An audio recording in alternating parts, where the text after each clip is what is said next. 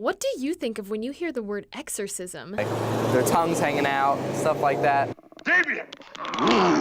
But exorcist Father Vincent Lampert says that's not what an exorcism is like. An exorcism really is nothing more than a prayer for healing. Father Vince addressed IU students this Halloween season to clear up the myths about exorcisms. The first person lunged at me like a wild dog. They're like, rah! But not all exorcisms are that dramatic. Father Vince says that exorcists always take place safely in a church, not someone's house, and a person must answer a series of 12 questions before they're even determined possessed.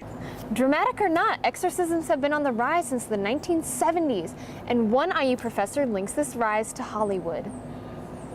Many people who are looking at this increase in exorcisms date it back to, believe it or not, The Exorcist. In the name of the Father and of the Son.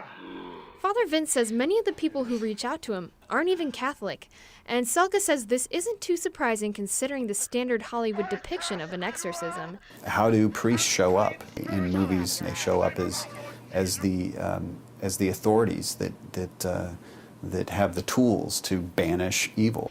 He says the mere invitation of the idea of possession could be a trigger for someone to truly become possessed. We've kind of seen since the 1960s a move away from sort of straight up, dry, institutionalized religion towards people looking for something that's a little more kind of experiential and mystical. And the church agrees. Father Vince just wants people to understand that his mission isn't to impose, but to help people. Of the 50 exorcists in the United States, many of them wish to remain anonymous. They don't want to be known. I think people come to me because you can find my name out there. In Bloomington, I'm Molly Jurasek, IU News Source.